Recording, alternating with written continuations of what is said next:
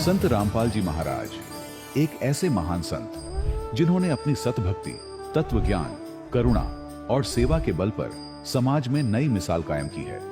संत रामपाल जी महाराज की अगुवाई में उनके सभी सतलोक आश्रमों से समाज कल्याण के अद्भुत कार्यों ने समाज को सुनहरे भविष्य की एक नई उम्मीद दिखाई है। संत रामपाल जी महाराज से नाम दीक्षा लेने के बाद लाखों लोगों की लाइलाज बीमारियां जैसे कैंसर, एड्स आदि ठीक हुई। संत जी के ज्ञान से प्रेरित होकर उनके अनुयायियों ने लाखों यूनिट रक्तदान किया। संत जी ने लाखों बहन बेटियों का दहेज मुक्त विवाह करवाया।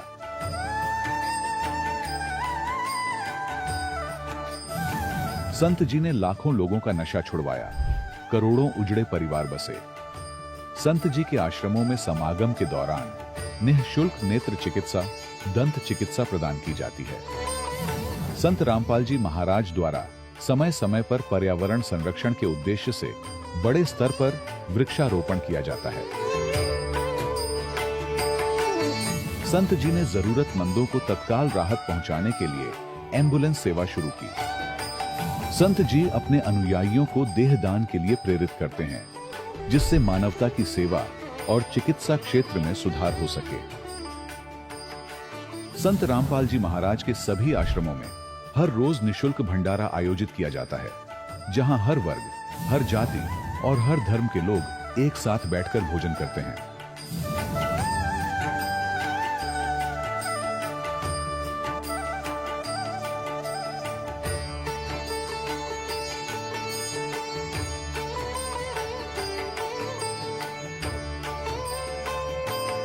संत रामपाल जी महाराज के आश्रम में हजारों बुजुर्गों को सम्मान और प्यार के साथ जीवन जीने का अवसर मिलता है। उनके खाने, रहने और स्वास्थ्य की पूरी जिम्मेदारी संत रामपाल जी महाराज उठाते हैं। अनाथ बच्चों के लिए संत रामपाल जी महाराज के सभी आश्रम किसी वरदान से कम नहीं। यहाँ उन्हें शिक्षा, संस्कार और भविष्य के लिए बेहतर अवसर प्रदान किए जाते हैं। चाहे बाढ़ हो, भूकंप या महामारी, संत रामपाल जी महाराज और उनके अनुयायी हमेशा ही जरूरतमंदों के लिए सबसे आगे खड़े रहते हैं। कोविड महामारी के दौरान संत रामपाल जी महाराज के आश्रमों से करोड़ों लोगों के लिए भोजन, दवाइयां और जीवन रक्षक सामग्रियां उपलब्ध कराई गई। चाहे गरीब की मदद हो या किसी शोषित और पीड़ित वर्ग के हक और सम्मान की लड़ाई, संत रामपाल जी महाराज ने हमेशा ही उनकी दबी आवाज को सरकारों तक पहुंचाया है और उन्हें उचित न्याय दिलवाने में अहम भूमिका अदा की है। समाज में आध्यात्मिक और सामाजिक मूल्यों के प्रति जागरूकता लाने में संत रामपाल जी महाराज हर कदम पर मानवता के सच्चे सेवक साबित हुए हैं। संत रामपाल जी महाराज का जीवन हमें सिखाता है कि सच्ची सेवा वही है जो निस्वार्थ भाव से की जाए। आइए हम भी इस महान सेवा के कार्य में इस महान संत से जुड़ें और संत रामपाल जी महाराज से नाम दीक्षा लेकर अपने जीवन को धन्य बनाएं।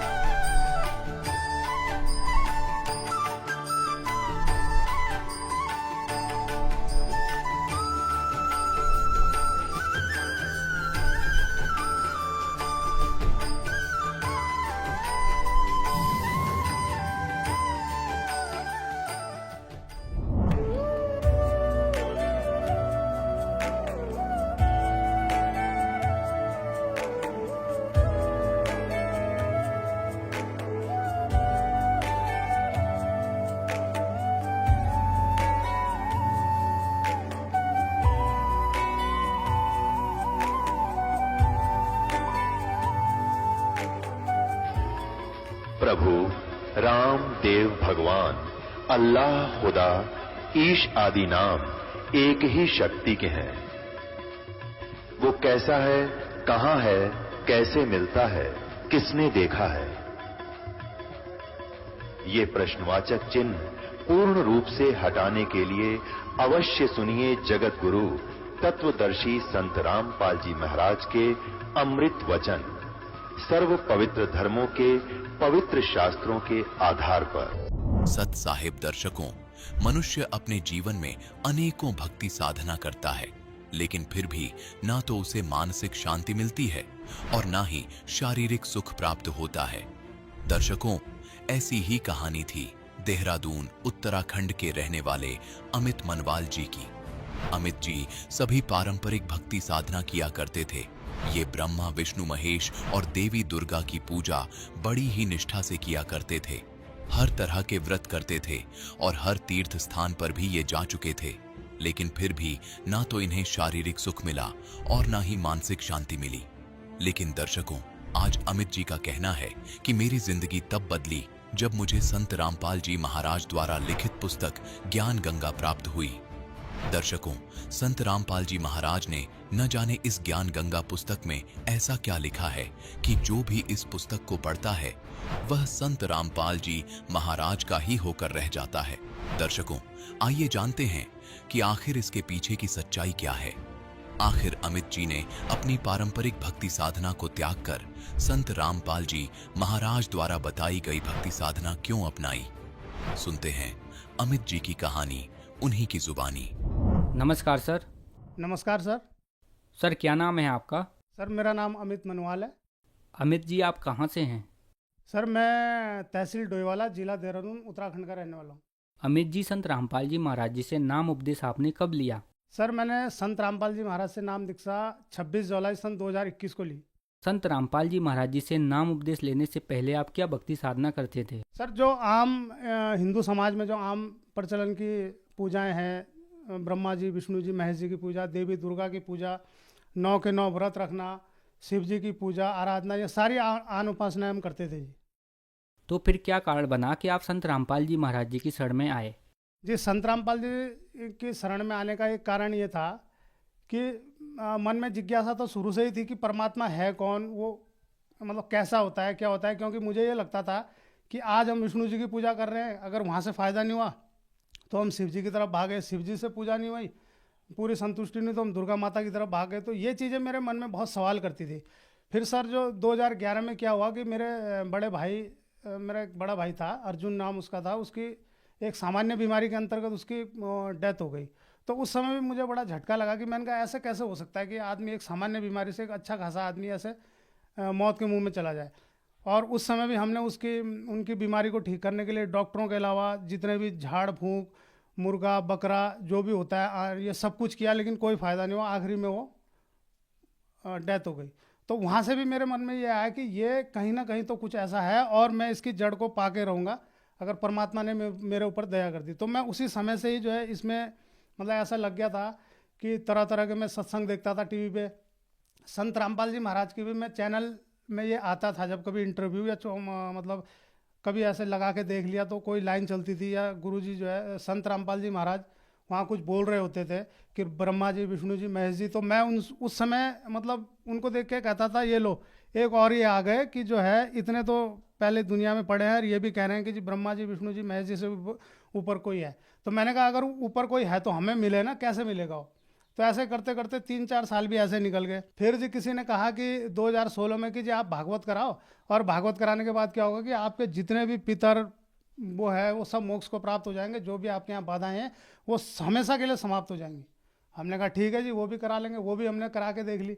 उसके बाद 1 साल तक ठीक रहा, लेकिन 1 साल के बाद जो ऐसा हुआ कि 17 से जो, और जिस 17 के बाद तो ऐसा हुआ कि जो ये भूत प्रेत देवी देवता जो परेशान करते ही करते थे, लेकिन उसके बाद मुझे शराब की ऐसी लत लगी कि 4 साल मैंने शराब में मतलब ऐसा जैसे पैसा पानी की तरह बहा दिया। मैं सुबह से शुरू हो जाता, शाम तक, सुबह से शाम तक, सुबह से 4 साल तक मेरा यही चलता रहा और बिल्कुल बर्बादी की कगार पे हम आ गए थे। और घर वाले भी परेशान, रिश्तेदार भी परेशान, सब आस पड़ोस गांव समाज के सब परेशान। वो दूर से देख के भाग जाते थे कि भाई ये शराब पी के आ गया, इसके पास मत जाओ। गाली गलौज, लड़ाई झगड़ा, बच्चों से, पत्नी से मारपीट, माता पिता से मारपीट, गाली गलौज, रिश्तेदारों से, दीदी जीजा फूफा भाई सबसे जो है बिल्कुल। यहाँ तक कि जहाँ मैं काम करता था वहाँ भी जो ऑफिस में जो मेरे सीनियर थे वो भी थोड़ा ऐसे कटने लग गए कि यार इस आदमी को क्या करना है, तो शराबी हो गया, इसने तो ज़िंदगी बर्बाद कर ली थी। मुझे भी खुद ऐसे ही लगने लग गया था कि अब कुछ नहीं हो सकता, अब मेरा जो एंड है वो सिर्फ डेथ है और डेथ है और कुछ नहीं है। लेकिन 2020 में कुछ ऐसा हुआ लॉकडाउन के दौरान कि हमारा एक थानो, जहाँ मेरा गांव है सनगांव थानो में, वहाँ एक जल जलागम समिति का एक फेडरेशन है, एक समूह होता है किसानों का। तो वहाँ पर हम पहले से कार्यरत थे। तो वहाँ पर किसी ने एक पुस्तक रखी हुई थी, ज्ञान गंगा। तो वो पुस्तक जैसे हम ऑफिस में जाते थे तो ये मतलब जैसे ऑफिस में अपना वर्क करके अपना चले जाते, तो ऐसे ये मेरी टेबल थी और ऐसे मेरी टेबल में वो रखी थी। अब एक दिन, दो दिन, तीसरे दिन मैंने वहाँ के कर्मचारियों को पूछ लिया कि ये पुस्तक कौन लाया, कि जी ये पुस्तक तो ऐसे रखी है, अगर आपको चाहिए तो आप ले जा लो, ज्ञान गंगा। तो मैंने क्या किया, मैंने कहा ठीक है मैं ले जा लूँ, कोई दिक्कत तो नहीं। ना कि ले जाओ आप। मैं अपना वो पुस्तक उठा के घर ले आया।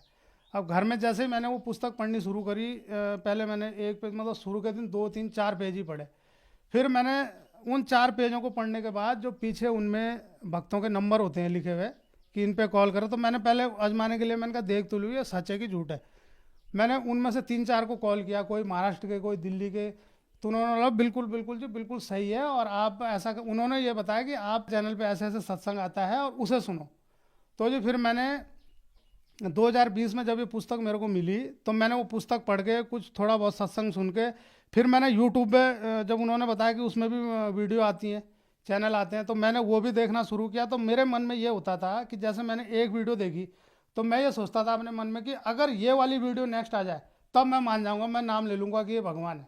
और बस मैं ये सोचता था, जैसे मैं खोलता था वही वीडियो बिल्कुल जो एक उसमें बहुत उसमें चलती है, वो जो राधा स्वामी के प्रवर्तक थे जिन्होंने 52,000 लोगों को नाम दीक्षित किया था, तो उनकी वीडियो से मैं इतना ज़्यादा इम्प्रेस हुआ था।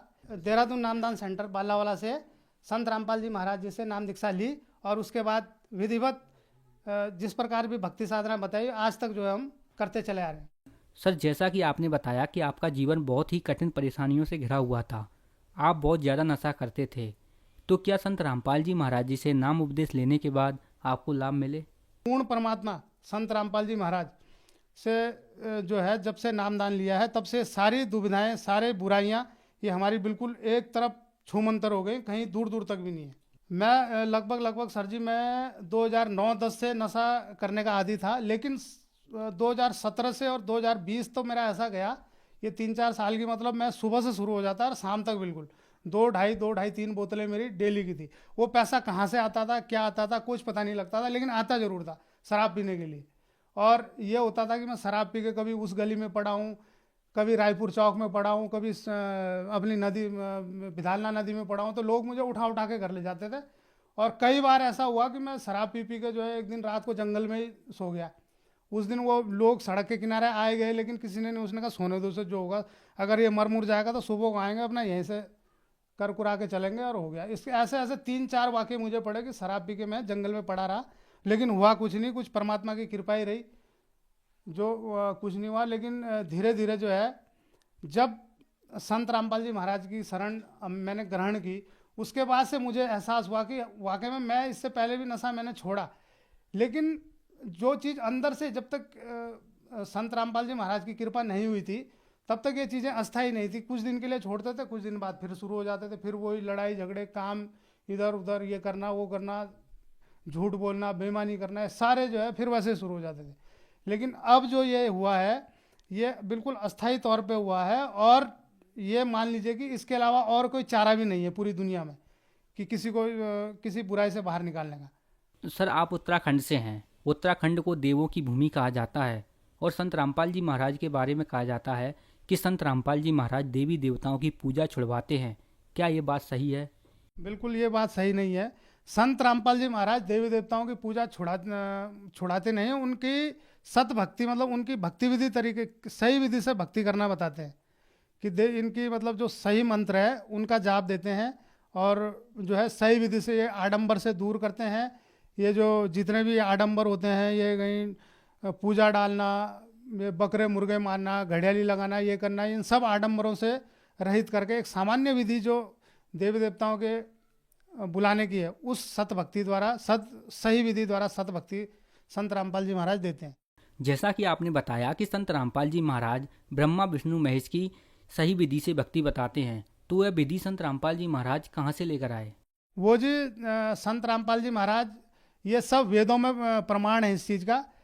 वेदों के द्वारा जो है, ये सब वेदों में जो एक 4 वेदों के अलावा एक सूक्ष्म वेद है, उसमें पूरा प्रमाण है सत भक्ति का, सही विधि जो ये हमारे जितने भी देवी देवता हैं इनके सत मंत्रों का, उनसे जो है प्रमाण लेके गुरुजी बताते हैं, संत रामपाल जी महाराज बताते हैं कि इस विधि से जो है भक्ति करनी है, तभी लाभ होगा। सर, संत रामपाल जी महाराज जी से नाम उपदेश लेने के बाद आपको बहुत सारे लाभ मिले, तो संत रामपाल जी महाराज जी से नाम उपदेश कैसे प्राप्त किया जा सकता है? जिस संत रामपाल जी महाराज से नाम दीक्षा लेने के लिए चैनल पे सत्संग आता है, उस पे नीचे पीली पट्टी चलती है, उस पे नंबर है, आप किसी भी नंबर पे कॉल करके आप जब अपना नाम बताएंगे तो वो आपको बताएंगे आप किस स्टेट से हैं, वो तुरंत आपको ये बताएंगे भाई उस स्टेट में आपका, उस जगह, उस जिले में आपका नामदान सेंटर है, आप वहाँ पर जाएँ और नाम दीक्षा लें संत रामपाल जी महाराज। धन्यवाद सर। नमस्कार सर। दर्शकों, अभी आपने सुने संत रामपाल जी महाराज से दीक्षा प्राप्त करके सुखी हुए भक्त के अनुभव। अब देखिए जगत गुरु तत्वदर्शी संत रामपाल जी महाराज के मंगल प्रवचन। फिर धर्मराज ने एक प्रार्थना की कि हे भगवान, आपकी शरण में आने से पूर्व जिन्होंने गलतियां की हुई हैं, पाप भी किए हैं, वो इनके अकाउंट में, मेरी बही में, यानी मेरे खाते में मेरे पास लिखी हुई। और यहाँ का विधान है, जैसे कर्म करेगा वो फल तो मुझे देना ही पड़ेगा। क्या कहते हैं, कर्मों से तीरथ थे और मुख से कहें कबीर, उनको निश्चय पकड़ूंगा मन जड़नी पड़े जंजीर। के जो आपका नाम ले रहे हैं अब तो, लेकिन पहले जो उन्होंने जैसे कर्म कर रखे हैं उसके आधार से तो दाता मन उनको पकड़ना पड़ेगा और उनको यथावत सजा देनी पड़ेगी, जंजीर से बांधना पड़ेगा। तब परमात्मा ने कहा, कबीर साहब ने, कर्म भरम ब्रह्मंड के मैं पल में करहूं ने से, जिन हमारी दुहाई दी सो करो हमारे पेसे। तेरे इस ब्रह्मांड के कर्म तुमने इनको ऐसे विवश कर रखा है, इनको इतना मिसगाइड करके तुमने ये पाप करवा रहे हो इनसे, तो इनके सभी पूर्व के जो पाप हैं उन सब को मैं क्रॉस कर दूंगा, उनको कैंसिल कर दूंगा, नाश कर दूंगा।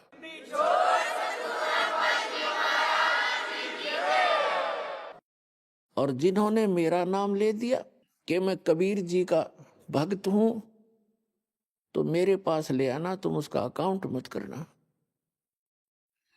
फिर धर्मराज ने कहा कि जैसा जो आपकी आज्ञा प्रभु वही होगा।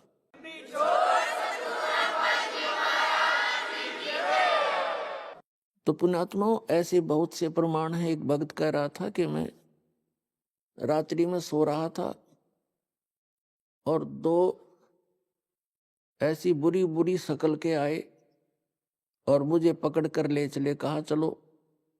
मैंने कहा कहाँ ले जा रहे हो? कि तुम्हारा टाइम हो लिया, तेरा समय पूरा हो गया है और धर्मराज के पास तुझे ले जा रहे हैं। वो कहने लग गया कि जब हम उस धर्मराज के दरबार के आसपास पहुंचा तो मुझे याद आई वो बातें कि हम तो परमेश्वर कबीर जी के भक्त हैं और हमें सत्संग में सुनाया गया है कि परमात्मा ने ये कहा है कि धर्मराज कहते हैं सतगुर शरण आके, कबीर साहब की शरण आने के बाद धर्मराज डर कैसा, और किधर बात छोड़ो। तो कहते हैं वो बात याद आई मेरे। मैंने उनसे कहा भाई तुम्हारे गलती लगी है, हम कबीर साहब के भक्त हैं और आप यम के दूत हो। हाँ, हम यम के दूत हैं, तो आप हमें नहीं ले जा सकते। वो कहने लगे चल चल तू फालतू बात ना कर, नहीं तुझे गढ़ देंगे। तो बोला वो तो गढ़े पाछे, पहले मन ने गुट मारा उनके और हमारी लड़ाई हुई खूब। वो मन ने कुटे और मैं उनने कुटूं, काफी देर होगी। फिर उनमें से एक ने कहा कि भाई कम से कम पता तो कराओ, जब इतना कॉन्फिडेंस से ये कह रहा है आप, मैं इसको यहीं लिए खड़ा हूं और आप अंदर जाके वेरीफाई करो। तो धर्मराज के दरबार में कहता मैंने नो की नो वार्ता सुने उनकी, और उसने कहा जी ये कैसे ऐसे कह रहा जिसने आपको आपने आदेश दिया लाने का। वो न्यू कहे कि भाई मैं कबीर साहब का भक्त हूं और तुम मुझे पकड़ नहीं सकते, तुम्हारी कोई औकात नहीं है। तब धर्मराज ने देखा रहा तुम किसने ले आए, इस नाम का एक और आदमी है, उसको लाओ और बाबा इसने मत छेड़ो, मन ने भी मरवाओगे तुम, छोड़ दो इसको।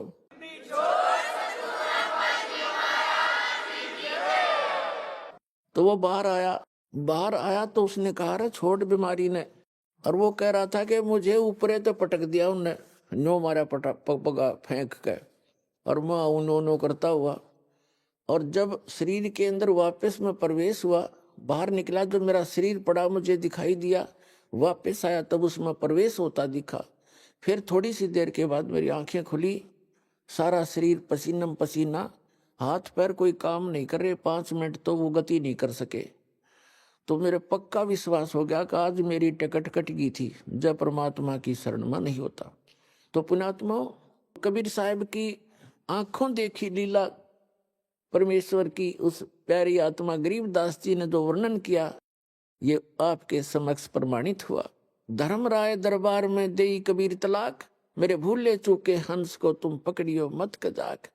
बोले पुरुष कबीर से धर्मराय कर जोड़, तुमरे हंस को पकड़ो ने मेरी मन 2 ही लाख करो। फिर उसने एक प्रश्न किया कि कर्मों से ती रत थे और अब है शरण कबीर, वह को निश्चय पकड़ना पड़े, मोए जड़नी पड़े जजीर। तब परमात्मा ने कहा तेरे कर्म भ्रम ब्रह्मंड के एक पल में कर हूं नेस, सबको नष्ट कर दूंगा पूर्व जन्म के जितने भी पाप हैं, और जिन हमारी दुहाई दी सो करो हमारे पेश। तो ये आपके रूबरू समक्ष हुआ। और फिर कहा है शिव मंडल ब्रह्मापुरी, चाहे विष्णु लोक में हो, अमरे गुण भूले नहीं, तो आने छोटाऊं तो। कहां तक का आपका गारंटी लेते हैं भगवान कि जैसे आप जी सत साधना कर रहे हो, प्रथम मंत्र जो आपको दिया जाता है इन सभी यहाँ के देवताओं का है। देखो पुण्यात्माओं, जब तक हम कंप्लीट स्पिरिचुअल नॉलेज से परिचित नहीं होते, पूर्ण अध्यात्म ज्ञान से, तो हम ऐसे ही लड़ते झगड़ते रहते हैं। कोई ब्रह्मा जी को बड़ा छोटा बताता है, कोई विष्णु जी को बड़ा बताता है। शिव का पुजारी कहता है शिव सबसे श्रेष्ठ है, ये सर्वशक्तिमान है। तो ये बालकों वाली लड़ाई है, बच्चों वाली अज्ञानता की, अबोधता की। फिर कुछ ऐसे कहते हैं तुम बात करते हो सतलोक और सतपुरुष की, और साधना करते हो इन ब्रह्मा विष्णु महेश वाले मंत्रों की, तो ये भी बालकपन है। देखो, हम चाहे प्रधानमंत्री के हम साथी हैं, मित्र हैं मान लीजिए, और हम रह रहे हैं उस देश में, तो उस प्रधानमंत्री के सभी बच्चे, सभी मंत्री, मुख्यमंत्री और नीचे के जितने प्रशासनिक अधिकारी या कर्मचारी, ये सब उसके ही अंश हैं, उसके अंश हैं, और उनका हमने सत्कार करना है। और जैसे आप जाओगे किसी भी तहसीलदार के पास या एसडीएम के पास या डिप्टी कमिश्नर के पास, और आप ये कहोगे जी मैं उनका मित्र हूं प्रधानमंत्री जी का और मेरा ये काम है, तो काम तो उन्होंने वो करना है, वैसे भी आम नागरिक का भी वही करेंगे, और वो भी एक आम नागरिक ही है, बेसिक मित्रता उसकी उसके साथ है। तो उनसे एक अच्छा शिष्टाचार से पेश आना एक अच्छे नागरिक का वैसे ही परम कर्तव्य है। और उनको ये पता लग गया कि प्रधानमंत्री का व्यक्ति है, तो 2 मिनट में काम करेगा और चाय साथ पिलाओगा, तो इतना अंतर आपके पास हो जाएगा। तो काम हमारा इन्होंने ही करना है, ब्रह्मा विष्णु महेश यहाँ के प्रबंधक हैं। अब इनसे विरोध करना भी परमात्मा की आत्मा को ही दुखाना है। जैसे कोई किसी के साथ जाकर खसता है और मित्र कहता प्रधानमंत्री को, उसके पास शिकायत जाएंगी जी आपका आदमी आया था, काम तो मैंने कर दिया पर बोलिया बुंडा, तो प्रधानमंत्री भी मित्रता छोड़ देगा उससे, एक तू बकवाद करता है। तो पुण्यात्माओं, परमात्मा ने कहा है कि तिनका कभू ना नींद ये जो पांव तले हो, और कभी उड़ आंखों पड़े वो पीठ घनेरी हो। यानी सबका सत्कार करे, प्यार से रहे, यथोचित सबको सत्कार दे जिसका जितना अधिकार है। तो तब हम इस सफर को अच्छी तरह तय करेंगे और परमात्मा भी तभी हमसे प्रसन्न रहेगा। तो इस प्रकार इस कंप्लीट स्पिरिचुअल नॉलेज से आपको पता चलेगा कि हम जो साधना कर रहे हैं यथार्थ है। तो जैसे आप जी ये सत साधना प्राप्त कर रहे हो, किसी ने प्रथम मंत्र प्राप्त किया है, किसी ने सतनाम भी मिल गया है, और बहुत ऐसे हैं जिनको सार नाम भी प्राप्त हो गया है। तो ये तो आपके पासपोर्ट हैं, आपको मिल गया, साधना करते रहो। लेकिन इसमें भी कोई त्रुटि, आपने मर्यादा भंग कर दी तो पार नहीं हो पाओगे। बेशक सतनाम प्राप्त हो गया है। कबीर साहब कहते हैं कि पाकी खेती देखकर गर्भियो मत किसान, अब हूँ झोला बहुत है, घर आले तब जान। कहते हैं किसान, खेत में आपके खेती परिपक्व होगी है और सुंदर अच्छे ढंग से परिपक्व हो चुकी है। अभिमान मत करना, अभी ना जाने आंधी तूफान वर्षा ओले, बहुत से झंझट शेष हैं, कब गड़बड़ हो जा तेरे घर पे आले तब खुशी मनाना। नानक साहब जी भी कहते हैं कि ना जाने काल की कर डारे, किस विध डल जा पास आवे, और जिनाते सरते मौत खुड़क दी, उन्होंने केड़ा हास आवे। तो यहाँ ना जाने कब और क्या गलती बन जावे, सावधानी बहुत बरतनी पड़ेगी।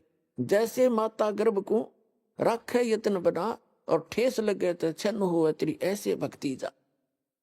जैसे किसी बहन को, किसी माई को, बेटी को गर्भ रहता है तो उसको ही पता है उस लाल को, उस गर्भ रूपी लाल को कैसे सुरक्षित रखना है। वो चलते समय भी बहुत ध्यान करती है, कहीं ऊंचे नीचे पर पैर ना टिक जा और झटका लग के मेरा लाल खराब हो जा। बेटा हो चाहे बेटी, गर्भ में जो गर्भ है उसका मूल उद्देश्य उसको सफल बनाना होता है। रात्रि में सोते समय भी, करवट लेते समय भी वो एकदम चमक के उठती है, कहीं बालक पर दाब तो नहीं लग गई, दिक्कत तो नहीं आ जाएगी।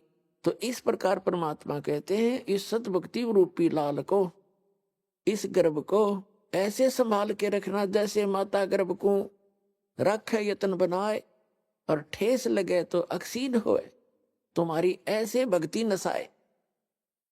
तो आप जी ने ये सावधानी बरतनी है। अब चारों युगों में ये समय है कलयुग का, जिसमें मोक्ष मार्ग खुलता है और कंप्लीट स्पिरिचुअल नॉलेज बताया जाता है उस परमात्मा की आज्ञा से। पूर्ण रूप से सारी विधि सुचारू रूप से आपको सब साधनाएं प्रदान की जाएंगी। अब से पहले कुछ महापुरुषों को परमात्मा ने ये कंप्लीट कोर्स दिया था और उनसे प्रतिज्ञा दिला दी थी कि आगे इस ज्ञान को भी और इस सतनाम को और सारनाम को अब सार्वजनिक नहीं करना। धर्मदास मेरी लाख दुहाई, ये मूल ज्ञान कहीं बाहर ना जाए। मूल ज्ञान बाहर जो पढ़ी या बिचली पीढ़ी हंस नहीं तरी, ये बिचली पीढ़ी आप हो। अब प्रथम चरण कलयुग का परमात्मा आए थे, सारा ज्ञान बता के सुरक्षित करके दर गए और गवाह बना गए कि मैं कबीर इज गॉड। जो आपको अभी बताया था, आदरणीय धर्मदास साहिब जी, आदरणीय मलुकदास साहिब जी, आदरणीय नानक साहिब जी, आदरणीय दादू साहिब जी, आदरणीय गरीबदास साहिब जी गांव छुटानी जिला ददर हरियाणा वाले, आदरणीय घीसा दास साहिब जी गांव खेखड़ा जिला मेरठ उत्तर प्रदेश वाले, ये गवाह बना गए परमात्मा इनको कि आने वाले समय में मेरे बच्चों को मेरा परिचय करावेंगे।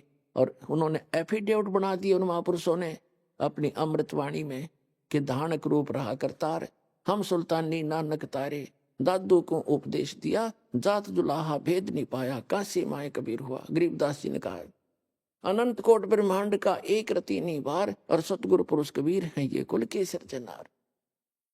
जिन मुझको नित नाम दिया सोए सतगुरु हमार, दादू दूसरा कोई नहीं ये कबीर सिरजनार। तो ये गवाही देकर चले गए वो महापुरुष कि काशी वाला धानक जिसको तुम जुलाहा कह करके, ये कवि कह करके उसकी फाइल को बंद करके बैठे हो, बच्चों फिर खोलो इसको, ये तो लाल है, तुम कौड़ी समझ बैठे और कौड़ियों को तुमने लाल मान रखा है। अब इस लाल को ग्रहण करो।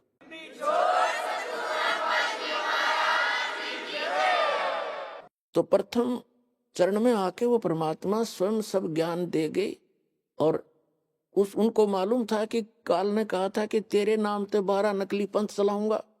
फिर उसको दोबारा रिवाइज कर दिया उसी ज्ञान को आदरणीय गरीबदास साहिब जी के माध्यम से। जो ये आज का सत्संग का जो मुख्य उपलक्ष्य है, वैसे तो हम पूर्णमासी को करते थे, ये इसलिए द्वादशी के को भोग लगाने जा रहे हैं कि ये वो शुभ दिन है जिस दिन परमात्मा ने आके पुनः उस ज्ञान को दोबारा प्रदान करवाया। उनको मालूम था कि काल के दूत थोड़ा बहुत गड़बड़ कर जाएंगे उस कबीर परमात्मा की अमरवाणी में, और वो उन्होंने बहुत सा कर भी रखा है, जैसा जिसकी बुद्धि ने जैसा काम किया, जहां उन्होंने ठीक नहीं लगा उसको चेंज कर दिया। लेकिन फिर भी उसमें बहुत गणे तथ्य ऐसे रह गए जो उनकी समझ में नहीं आए, नहीं तो उनको भी खराब कर देते वो लोग। तो उस कबीर सागर से मिलकर और साथ में गरीबदास जी के प्रमाणों से सब कुछ मिला करके निष्कर्ष दास ने आपके रूबरू कर दिया इन सत्संगों के माध्यम से।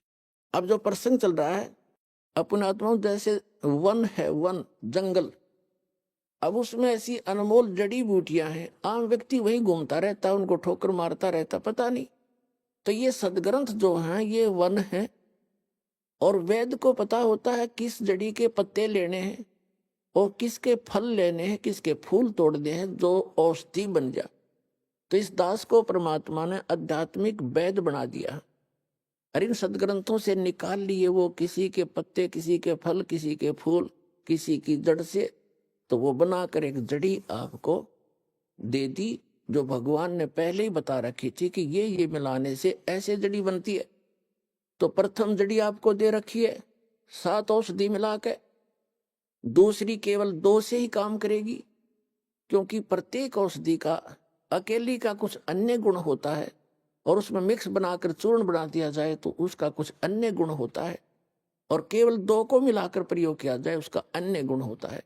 और ऐसे इन मंत्रों के आप लाभ समझना जो दास ने आपको प्रदान किए हैं, भगवान के दिए हुए हैं।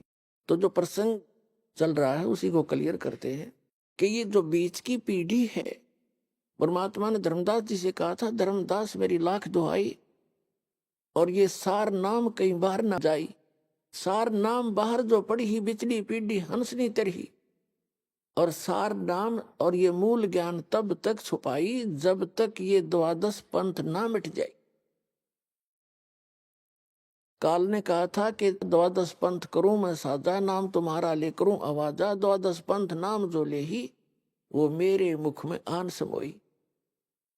जाओ जोग जीत संसारा, जीव न माने कहा तुम्हारा, जीव तुम्हारा कहा न माने, हमारी ओढ़ हो बाद बखाने, ऐसा ज्ञान दे दूंगा। काल ने कहा था कि जब तक वो कलयुग आवेगा, बिचली पीढ़ी का समय, उससे पहले तेरे नाम से, कबीर नाम से 12 पंथ चलाऊंगा, और अनेक पंथ चलाऊं, या विद जीवों को भरमाऊं।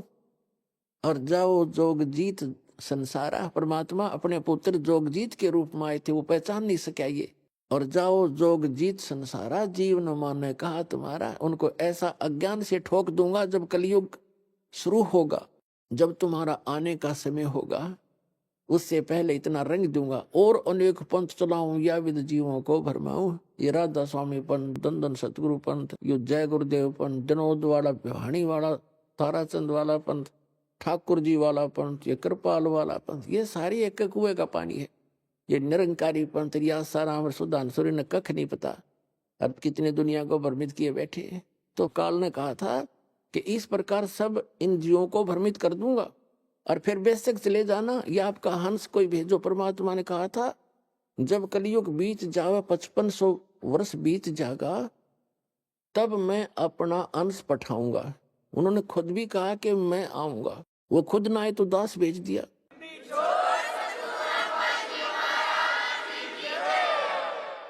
फिर परमात्मा ने कहा कि जब कलयुग 5500 वर्ष बीत जाएगा, उस समय पूरी पृथ्वी, मेरे बच्चे पृथ्वी के ऊपर जितने भी प्राणी हैं, सभी इस सतनाम को प्राप्त करके मोक्ष प्राप्ति करेंगे, कंप्लीट कोर्स प्राप्त करके।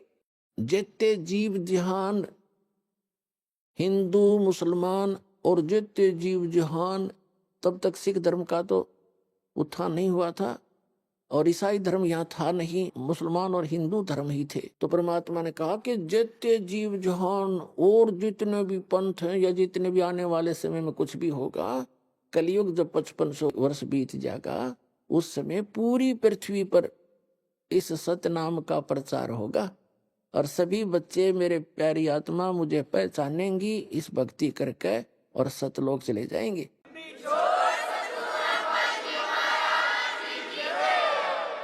अपना आत्माओं, आपके घर में जो भी संतान अब आवेगी, वो एक विशेष परमात्मा की प्यारी आत्मा होंगी, और पूर्व जन्म की उनकी भक्ति बहुत अधिक होगी। वो स्टॉक रखा हुआ भगवान ने अलग से। जैसे अभी जो दास बताने जा रहा था, पहले उसको क्लियर करते हैं। तो ये जो इस समय में प्रत्येक युग में यही समय होता है, इस समय में जो सत भक्ति करते हुए, नियमित रहते हुए, आधीनी के साथ अपना समय व्यतीत करते हुए, भगवान गुरु को परमात्मा तुल्य मानते हुए, अपना रिहर्सल करके और सत भक्ति करते हुए अंतिम श्वास तक और शरीर त्याग कर चले गए, वो सीधे सतलोक जाएंगे। उनको कोई रोकने वाला नहीं है। और सहज भाव से जहाज में बैठ कर जाओगे आप, देख लेना बच्चों।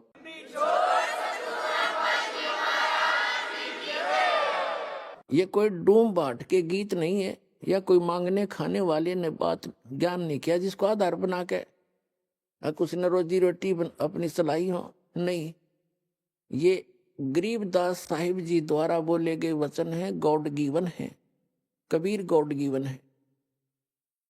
और गरीबदास जी गांव छुडाने, जिला झज्जर, हरियाणा के एक बहुत बड़े किसान थे, जिनके 1400 एकड़ जमीन थी। लोग उनके मुजारे काम किया करते थे और सबसे वो एक अपने भाई की तरह प्यार करते थे, बच्चों की तरह रखा करते थे। चाहे उनके कोई नौकर थे, चाहे और खुद भी हाथ से काम करते थे। ऐसे नम्र और सरल स्वभाव के महापुरुष थे। तो उन्होंने बताया है कि कबीर इज गॉड। एक जाट व्यक्ति और दानक ना भगवान बतावे, और वो भी समर्थ को खाने मांगनिया खनिया नहीं।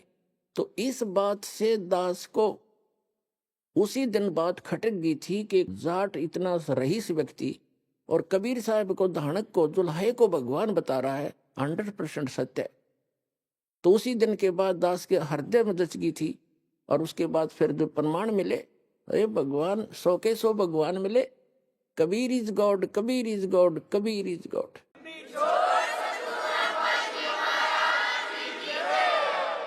तो यही वो समय है चारों युगों का। इसमें जो पार हो गए वो तो गए जहाज में बैठ के, और अवश्य जाएंगे। ये कोई किसी आम व्यक्ति की बताई बातें नहीं है। और ये ज्ञान और ये भगवान आज तक सुना ना, कानों भी छींट भी नहीं लगी थी हमारे। और आज सब सदग्रंथों से प्रमाणित, सभी सदग्रंथों से प्रमाणित और आंखों देखे वो संत गवाह। और वो भक्ति जो उन महापुरुषों ने की और गरीबदास जी ने अपने ग्रंथ में कंप्लीट लिखी हुई है। लेकिन सारनाम और सतनाम थोड़ा सा गोलमोल करवा रखा है जानबूझ कर उन्होंने। बाकी प्रथम जो मंत्र है जो आपको दिया जाता है, गरीबदास जी के ग्रंथ में कंप्लीट लिखा, एज इट इज लिखा है। और गरीबदास वाले उससे कति परिचित नहीं, एंड बैंड नाम देते हैं। तो कहते हैं ये को बालकों का लेख थोड़ा ही है। इन चारों वेदों से भी गूढ़ रहस्य है इन गरीबदास जी के ग्रंथ में, और कबीर परमेश्वर जी की वाणी में, या नानक साहिब जी की वाणी में, अन्य महापुरुषों की जो उनसे परिचित है उनकी वाणी बहुत गूढ़ रहस्य है, कोड वर्ड हैं। अभी तक कोड वर्ड ही बोलने थे। इस दास को भेजा है। जैसे आपने कबीर सागर में कबीर वाणी एक चैप्टर है, उसके 134 पृष्ठ पर लिखा है कि 12वां पंथ में कुछ उजियारा सा होगा, लेकिन 13वां जो वंश आवेगा गरीबदास वाले पंथ में, परमात्मा कहते हम ही आएंगे। वो 13वां वंश होगा, मेरा अंश वंश होगा, उससे सकल अंधियारा मिटेगा ज्ञान का। तो ये दास भेज रखा है उस सारे ज्ञान को मिटाने के लिए और परमात्मा को परमात्मा बताने के लिए।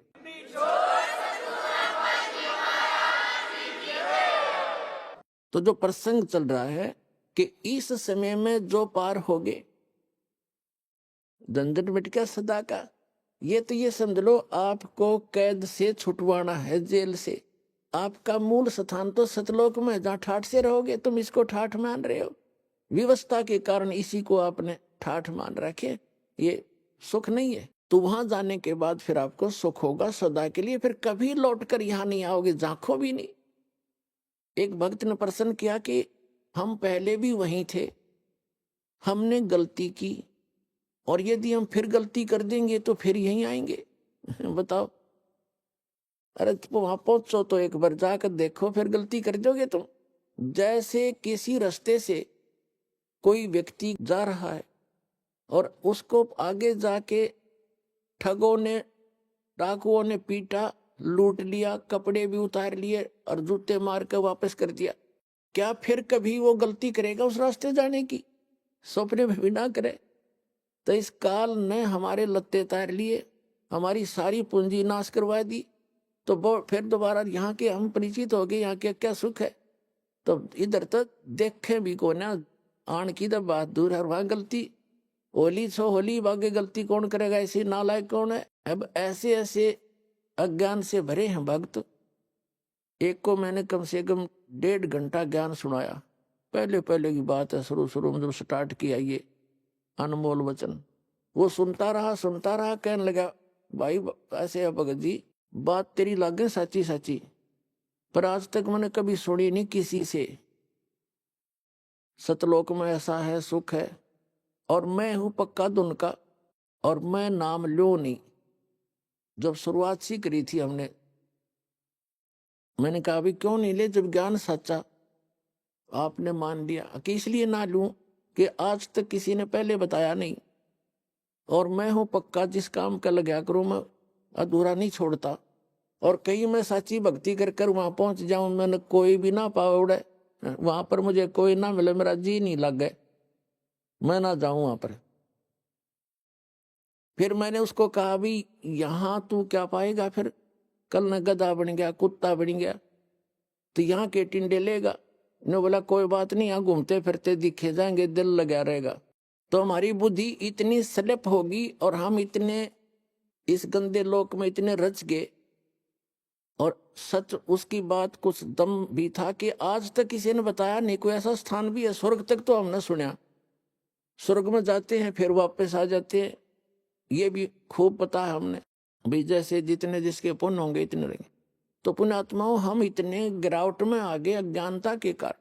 तो अब इस सतर से और आपको वह सतलोक के सतर के लेवल का बनाना, परमात्मा के ये शक्ति रूपी क्रेन आपकी बुद्धि ने उठा रही है, ये जीव की सतर से नहीं उठ सकती। ऐसा ज्ञान दे दिया परमात्मा ने, ऐसी भक्ति दे दी, ऐसे सुख देगा आपको जो कभी सोचे ना देखे ना सुने। आपने सुने होंगे लेकिन आपने महसूस कभी नहीं हुए, आपको प्राप्त कभी नहीं हुए। आपके घर में सुख देगा, आपकी रक्षा करेंगे परमात्मा नु, आपको दिखा देंगे कि आज 10 क्षण में ना होता था तेरे साथ ये घटना घटनी थी।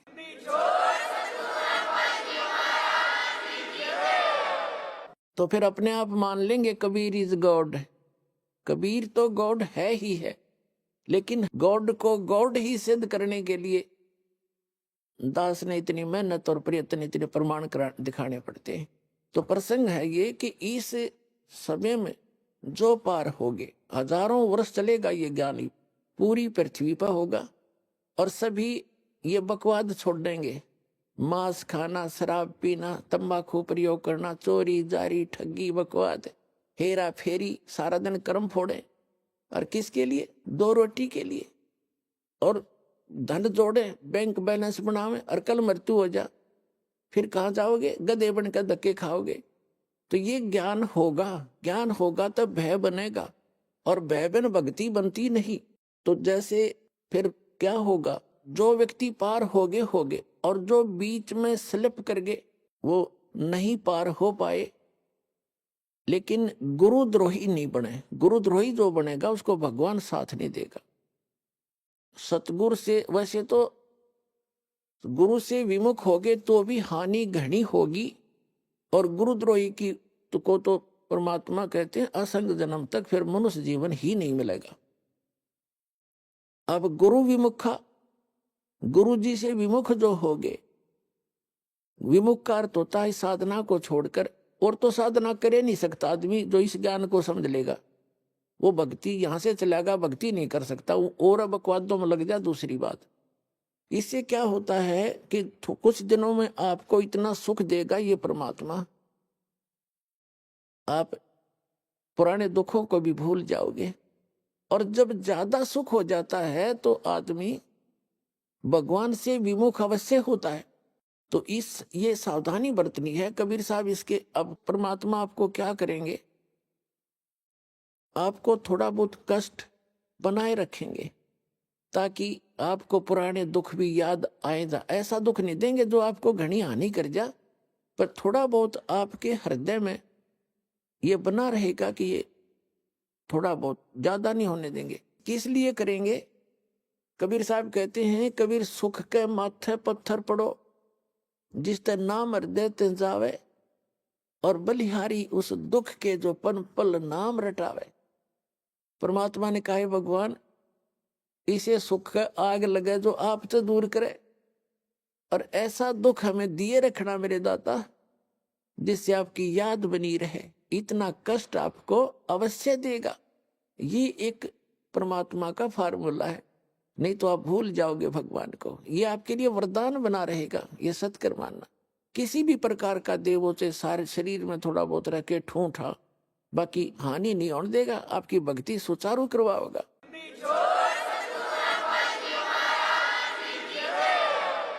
और जो गुरु जी से विमुख हो जाते हैं, नाम छोड़ जाते हैं,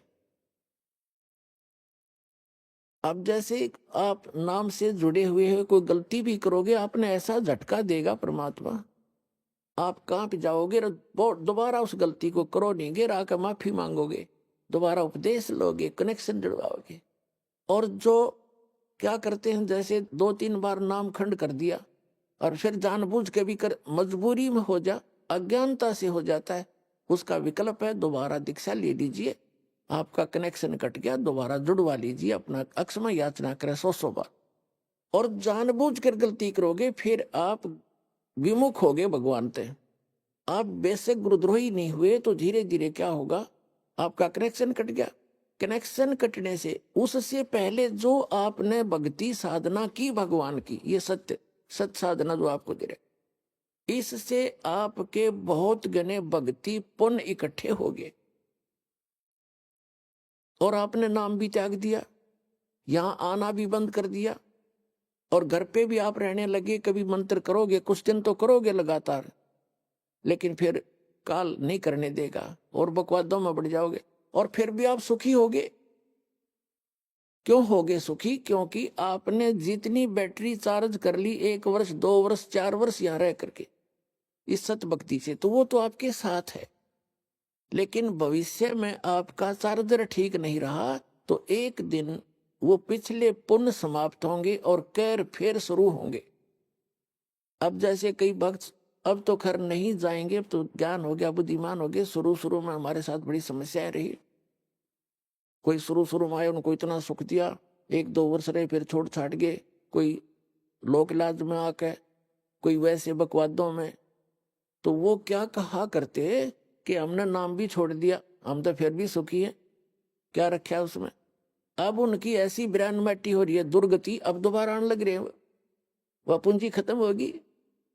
तो कहने का भाव ये है कि जैसे वो ये कहते हैं कि हमें कोई दुख नहीं अब, और तुम भक्ति कर रहे हो तो भी क्यों आप महसूस करोगे कि इसने नाम भी छोड़ दिया, और यूं कह मुझे कोई दुख नहीं, सारे ठाठ से दिखे इसके।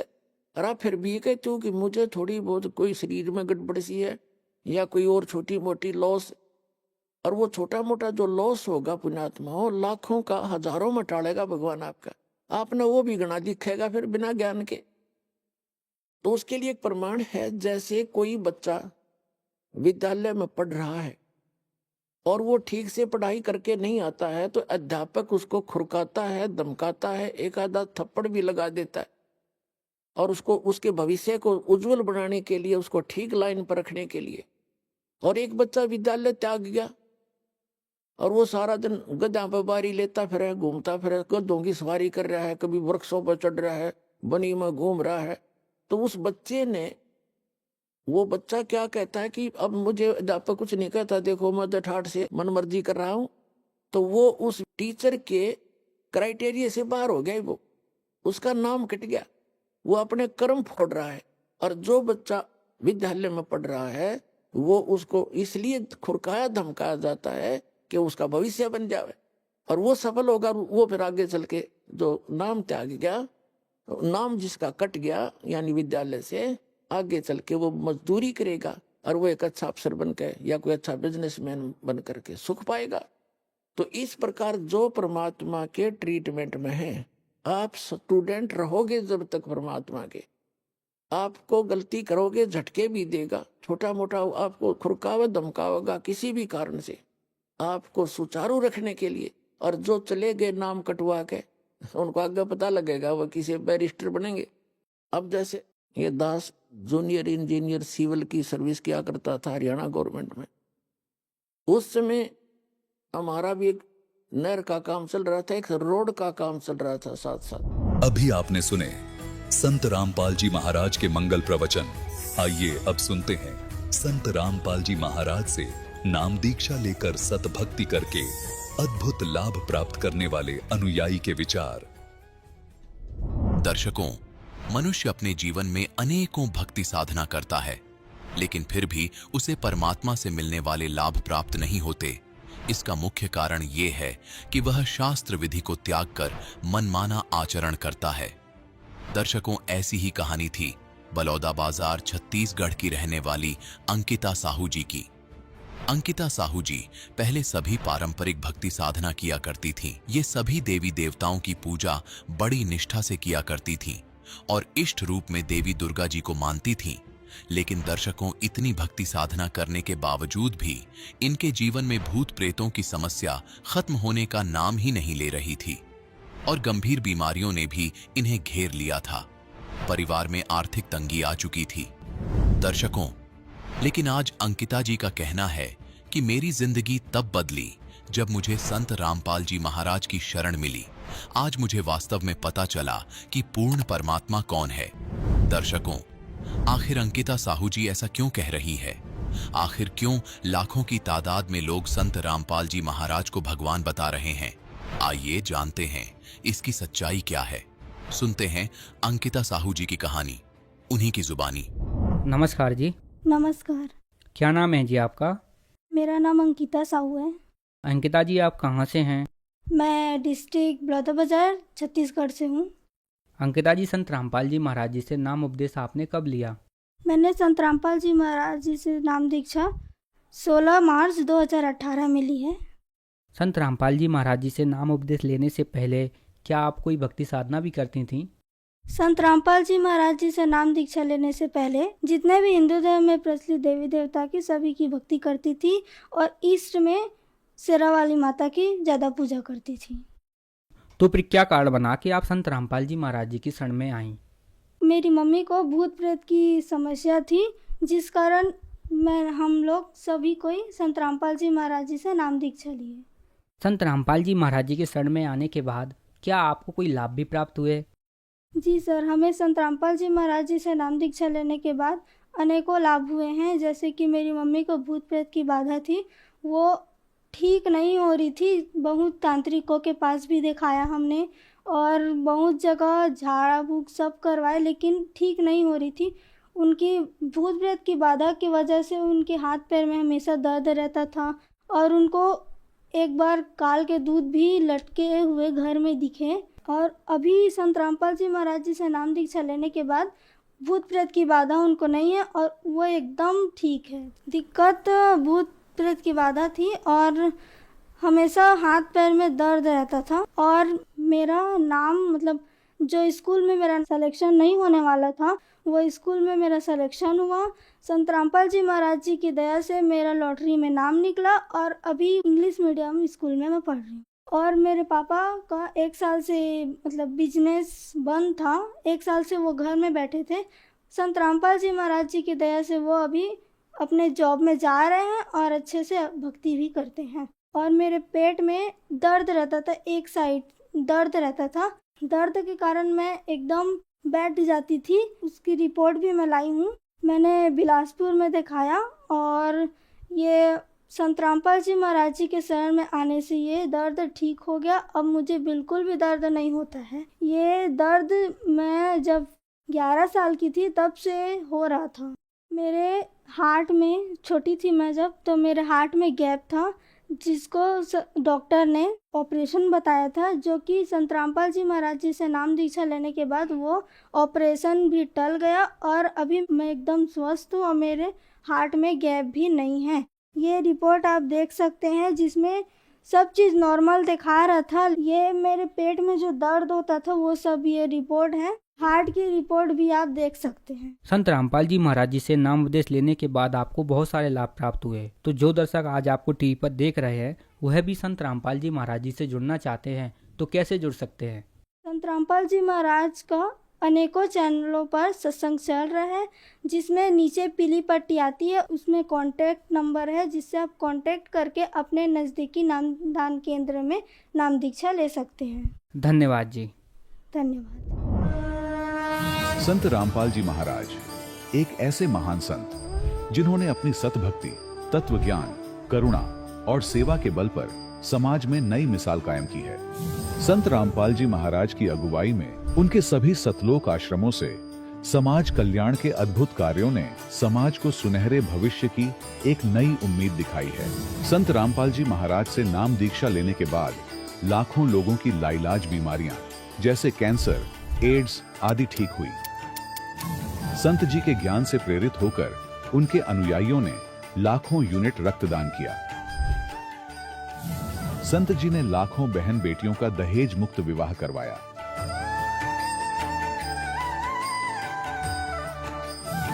संत जी ने लाखों लोगों का नशा छुड़वाया, करोड़ों उजड़े परिवार बसे। संत जी के आश्रमों में समागम के दौरान निःशुल्क नेत्र चिकित्सा, दंत चिकित्सा प्रदान की जाती है। संत रामपाल जी महाराज द्वारा समय समय पर पर्यावरण संरक्षण के उद्देश्य से बड़े स्तर पर वृक्षारोपण किया जाता है। संत जी ने जरूरतमंदों को तत्काल राहत पहुंचाने के लिए एम्बुलेंस सेवा शुरू की। संत जी अपने अनुयायियों को देहदान के लिए प्रेरित करते हैं, जिससे मानवता की सेवा और चिकित्सा क्षेत्र में सुधार हो सके। संत रामपाल जी महाराज के सभी आश्रमों में हर रोज निशुल्क भंडारा आयोजित किया जाता है, जहां हर वर्ग, हर जाति और हर धर्म के लोग एक साथ बैठकर भोजन करते हैं।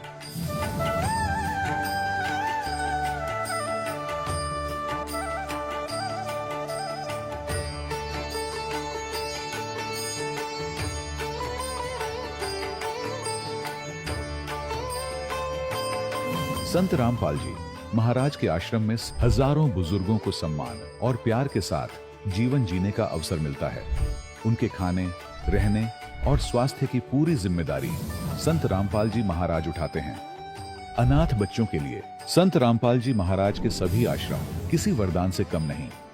यहाँ उन्हें शिक्षा, संस्कार और भविष्य के लिए बेहतर अवसर प्रदान किए जाते हैं।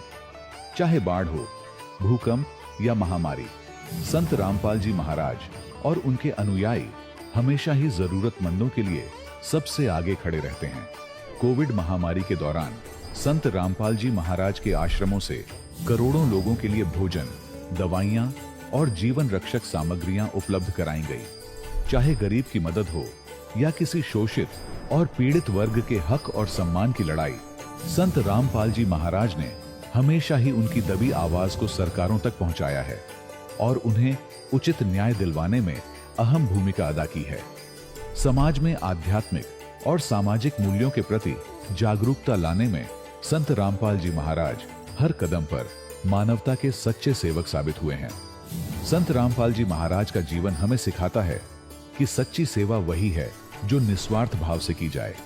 आइए हम भी इस महान सेवा के कार्य में इस महान संत से जुड़ें और संत रामपाल जी महाराज से नाम दीक्षा लेकर अपने जीवन को धन्य बनाएं।